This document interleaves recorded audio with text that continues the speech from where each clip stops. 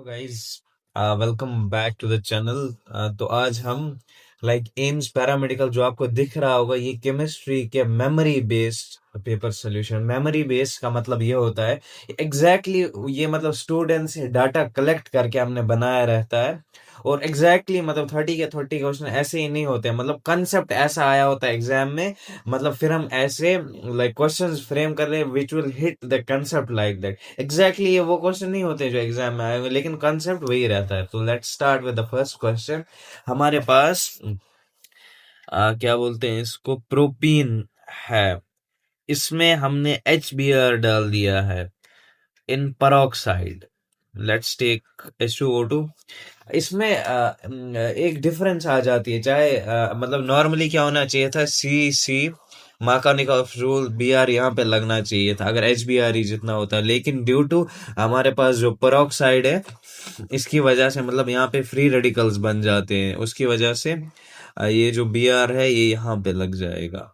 ये सिर्फ HBr and H2O2 में होता है। अगर आप HCl H2O2 लाएंगे, HI H2O2 लाएंगे, HF H2O2 लाएंगे, नहीं होगा, मार्कोनिक ऑफ रूल ही लगेगा। सो here the option B is next is ये purification से क्वेश्चन है। quantitative and qualitative analysis of organic compounds है। Lasagnese test gives Persian blue cloud to perform firm nitrogen, in which form is nitrogen present in sodium fusion extract. तो ये NaCN रहता है, ये memory based, ये याद करने की चीज है। एंड इसमें आप let's move on to the next. Which of the following pair shows plus M positive mesomeric effect. अगर हम मतलब एलिमिनेशन से यहाँ जाएंगे तो ये एलिमिनेट हो जाता है यहाँ पे C डबल बॉन्ड OH, क्योंकि ये नेगेटिव दिखा देता है यहाँ पे। Same goes for 1। एंड यहाँ पे OH कैसे आता है, OH इसमें ऐसे NH2 is like this, OR is like this, positive mesomeric effect. Let's move on to the next. A current of 3 ampere, I is equal to 3 ampere। मतलब better approach क्या रहता है क्वेश्चन को, आप डाटा लिख लो, pass through COSO4 for 3 hours. तो time हमारे पास 3 आवर्स, इसको हम कन्वर्ट करेंगे इनटू सेकेंड्स। तो इनटू 60 तो हमें ऐसे रहेंगे सो दैट it कट हो जाए।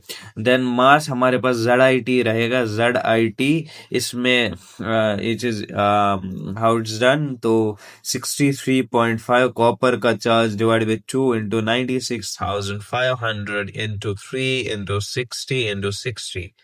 So the answer comes out when we will calculate 10.67. Let's move on to the next question. IUPAC name of, यहाँ पे OH है, then C है, then C है, then C है, then C है, then C, then C, then double bond O। तो हम पहले कैलकुलेट करेंगे ये कितने हैं, 1 2 3 4 5 6। तो ये हेक्स होना चाहिए था, तो हेप्ट कट जाएगा, यहाँ से हेक्स रहेगा। देन 1 सेकंड पे ओन है, सेकंड पे ओन आ रहा है हमारे पास इसमें, एंड इसमें this would get eliminated. And 3 4 5 6, 6 पे हाइड्रोक्सी आएगा, तो the option 1 is correct here.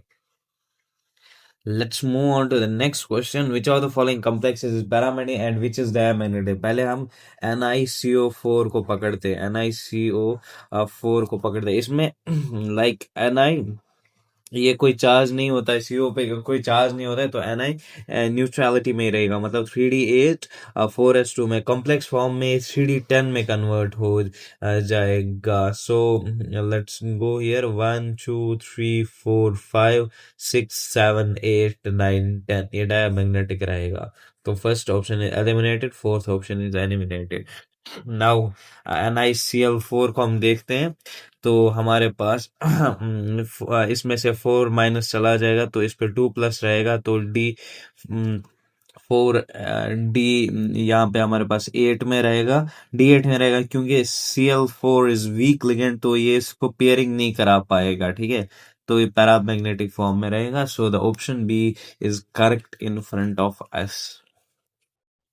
So moving on to the next, the IUPAC name of the complex। सबसे पहले हमारे पास Cl माइनस चार्ज अगर हम एलिमिनेट कर लेंगे तो इस पे प्लस आ जाएगा। CO3 2 माइनस अगर हम करेंगे तो कोबाल्ट में हमें 3 प्लस आ रहा है, जो कि तो हमारे पास हर एक ऑप्शन में है। तो यहाँ पे हमारे पास पेंटा अमीन आ रहा है, पेंटा अमीन आ रहा है। कार्बोनेटो, कार्बोनेटो, कोबाल्ट, कोबाल्ट पे हमारे पास 3 चार्ज है and close, so the option B is correct in front of us. Moving on to the next, यहाँ पे फर्स्ट हमारे पास इथेनॉल है, then propanol, propanol, then propanone, then ब्यूटेनून।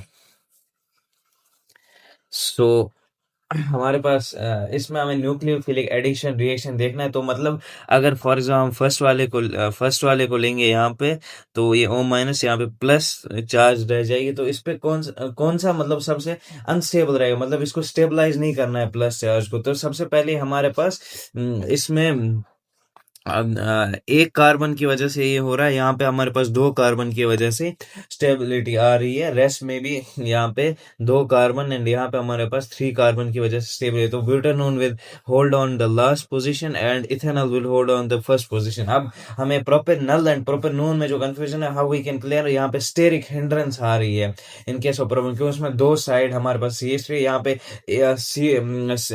2 carbon एक ही साइड है। So propanol will hold second place and propanone will hold third place in nucleophilic addition reaction. This question is done here. Let's move on to the next. IUPAC name of the picric acid. Picric acid like काफी चर्चित compound रहता है ये। NO2, NO2, NO2. So it's 1, 2, 3, 3, 4, 5, 6।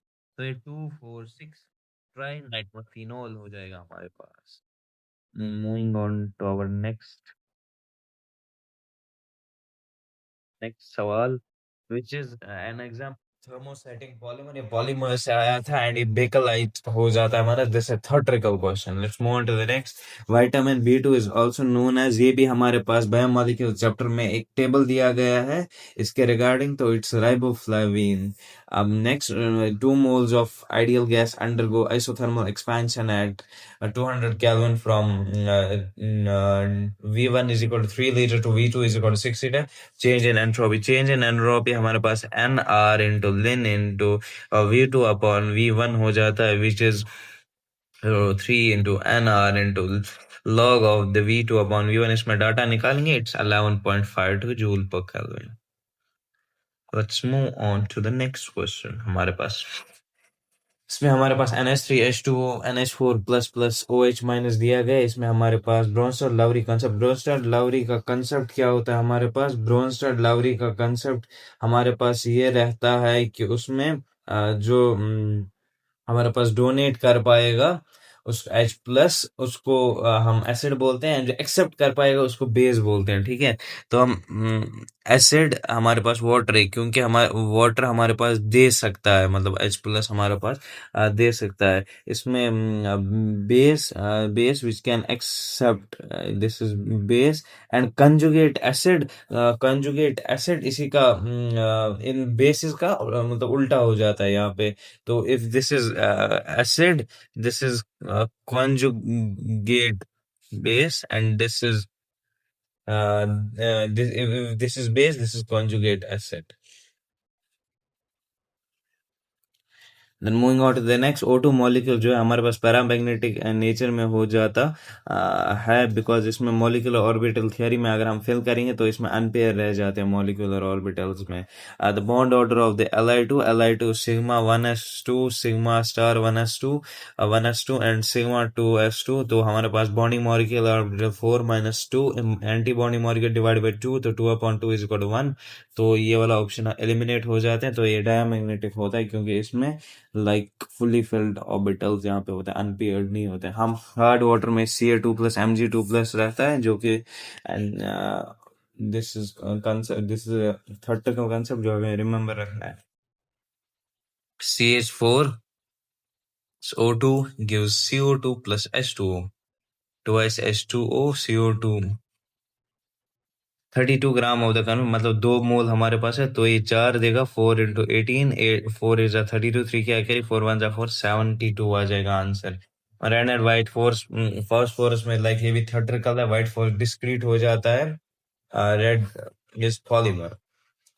Wavelength of radiation emitted when an electron jumps from the first excited to ground state of hydrogen atom to RZ square into 1 upon minus 1 upon N2 का square which is R into 1 upon 1 minus 1 upon 4 which is 4 minus 1 which is 3 thrice R upon 4 which is अगर wavelength निकालेंगे तो 4R upon 3 आ जाएगा हमारे पास जो कि हम calculate कर सकते हैं देयर आफ्टर। अब फेस सेंटर क्यूबिक सेल मतलब हम हाउ मेनी एटम्स। तो सबसे पहले इसमें हमारे पास हर कॉर्नर पे एटम रहता है जिसका कंट्रीब्यूशन मतलब आठ जो होते हैं इनका कंट्री 1/8 हो जाता है तो 1 आ जाता है। नेक्स्ट हमारे पास फेस सेंटर क्यूबिक हो जाते हैं face centre cubic is like यहाँ पे वो हो जाता है इसका कंट्रीब्यूशन 1/2 हो जाता है एंड फेसेस 6 होते हैं 2 1 2 3 आर 6 तो 3 + 1 विच इज 4 आ जाते हैं हमें यहाँ पे। Move on to the next oxygen state CH4 and CCl4 ये 4 प्लस रहता है तो मतलब एक का 1 प्लस रहेगा 4 का 4 प्लस रहेगा कार्बन का -4 हो जाता है Cl का -1 रहेगा तो 4 Cl का -4 तो इसका +4 हो जाएगा which is the answer. Phosphorus का हाइब्रिडाइजेशन PCl5 में sp3d हो जाता है मतलब ट्राइगोनल बाइपिरामिडल ये रहता है हमारे पास। फिर moving on to the next potassium ये पोटेशियम का तो हमें +1 पता ही है ऑक्सीजन का -2 भी पता ही है तो हम एलिमिनेट कर सकते हैं यहाँ से +2